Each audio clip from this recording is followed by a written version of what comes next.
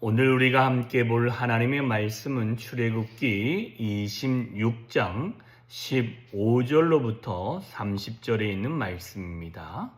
출애굽기 26장 15절로 30절에 있는 말씀 다 같이 읽습니다. 시작. 너는 조각목으로 성막을 위하여 널판을 만들어 세우되 각 판의 길이는 10규빗, 너비는 1규빗 반으로 하고 각 판에 2촉씩 내어 서로 연결하게 하되 너는 성막 널판을 다 그와 같이 하라.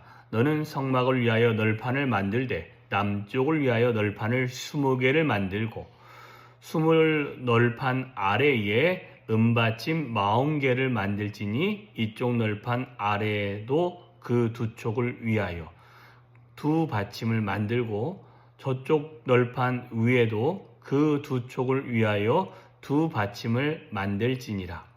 성막 다른 쪽 곧 북쪽을 위하여도 널판 20개를 하고 그 받침 40개를 이쪽 널판 아래에도 2 받침 저쪽 널판 아래에도 2 받침 하여 성막 위 곧 그 서쪽을 위하여는 널판 6개를 만들고 성막 뒤 2 모퉁이 쪽을 위하여는 널판 2개를 만들되 아래에서부터 위까지 각기 2겹두개로 하여 윗꼬리에 이르게 하고 2 모퉁이 쪽을 다 그리하며 이 여덟 널판에는 은받침이 16이니 이쪽 판 아래에도 2 받침이요 저쪽 판 아래에도 2 받침이니라. 너는 조각목으로 띠를 만들지니 성막 이쪽 널판을 위하여 5개요 성막 저쪽 널판을 위하여 5개요 성막 뒤 곧 서쪽 널판을 위하여 5개이며 널판 가운데 있는 중간 띠는 이 끝에서 저 끝에 미치게 하고 그 널판들을 금으로 싸고 그 널판의 띠를 꿰 금고리를 만들고 그 띠를 금으로 싸라. 너는 산에서 보인 양식대로 성막을 세울지니라. 아멘. 자, 오늘 본문에는 성막의 이제는 벽을 이야기하는 부분입니다. 총 양쪽으로 20개씩의 널판과 밑에 은받침이 40개씩에서 80개가 있고 뒤에는 8개가 있어서 총 16개의 은받침이 있다라고 이야기하고 그 널판과 널판에는 2 촉이 있어서 서로 낑겨져서 맞추게 되어지죠. 그리고 난 다음에는 그 밑 받침에도 2 촉이 나와가지고 받침을 받치게 하게 되어집니다. 자, 기본적으로 한 받침당 1달란트씩 들어간다라고 생각하면 약 40달란트 이상의 받침들이 있다라고 생각하면 되겠습니다. 34kg짜리가 2개가 하나의 널판을 지지하게 되어집니다. 그리고 띠로는 5개인데 중간 띠는 이쪽에서 저쪽까지니까 중심의 전체를 관통하게 되어지고 뿐만 아니라 그 밑에 바깥으로는 고리를 4개 정도 만들어서 4개의 채를 꿰가지고 밖으로 넘어지지도 않고 안으로도 넘어지지 않게끔 하는 역할들을 하게 되어집니다. 자, 그런데 오늘 말씀에 보면 여러 번 반복이 되는데 25장 40절에도 너는 삼가 이 산에서 내게 보인 양식대로 할지니라 라고 말씀하셨고 오늘 본문 26장 30절에도 말씀하는 것은 너는 산에서 보인 양식대로 성막을 세울지니라 라고 분명히 말씀하고 있다라는 것입니다. 자, 우리는 기본적으로 하나님께서 우리의 삶에 필요한 하나님의 교회를 세우는 방식도 뿐만 아니라 그 성소 안에 들어가는 모든 모양도 하나님은 미리 다 보여주셨다라는 것입니다. 또 이 말은 우리의 삶으로 다가올 때는 하나님이 미리 보여준 모습을 보고 우리는 그 모습을 그대로 모방해서 만들어내는 그런 결과물이 우리의 삶이다라는 것입니다. 그래서 저와 여러분의 모든 삶은 어찌 보면 하나님이 미리 다 보여주셨던 모습을 살고 있는 것인 것입니다.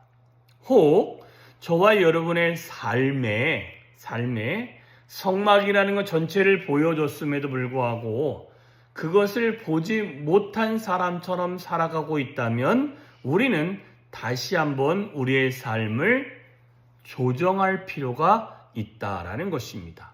왜 그렇습니까? 우리 안에 하나님이 보여주신 양식이 있는데 그 양식을 보지 못했기 때문이라는 것입니다.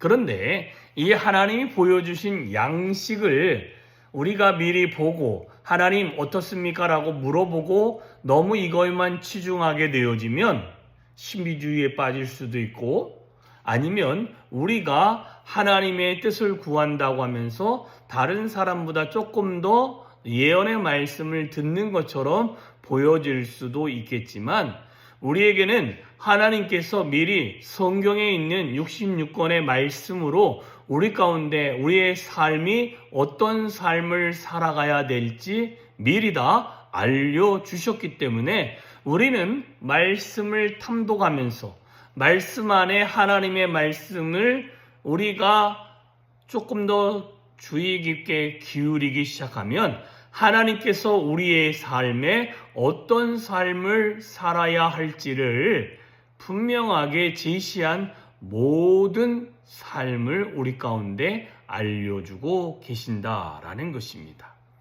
자, 그러면서 우리에게 하나님이 오늘 성막에 20개와 40개의 발판과 뒤와 채를 끼는 모든 것 중에 한 가지 중요한 것은 중심을 잡는 중간띠라는 것입니다.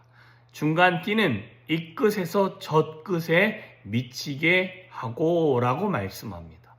그러면 이 채는 보이지 않는 그 띠인데 가운데 들어간 이 띠는 이 끝에서 저 끝에까지 보이지 아니하지만 그 중심을 잡는 그래서 중심이 연결되어져 있는 그런 모습이다라는 것입니다. 그래서 위의 높이와 밑에의 박히는 그 높이가 일정하게 유지할 수 있도록 만들어진 그것이라는 것입니다. 바깥에 고리를 만들었다는 것은 고리는 빡빡하게 만들지 않으면 어떻게든 끼면은 조금 틀어져도 들어갈 수 있습니다. 그러나 중심은 서로의 구멍이 맞지 아니하면 결코 똑같은 모습을 유지하고 똑같은 높이와 똑같은 밑바닥이 동일함을 보일 수 없게 되어지는 거죠. 자, 우리의 삶에 그래서 우리는 하나님의 말씀과 함께 중심을 잡는 신앙생활들을 해가야 한다라는 것입니다.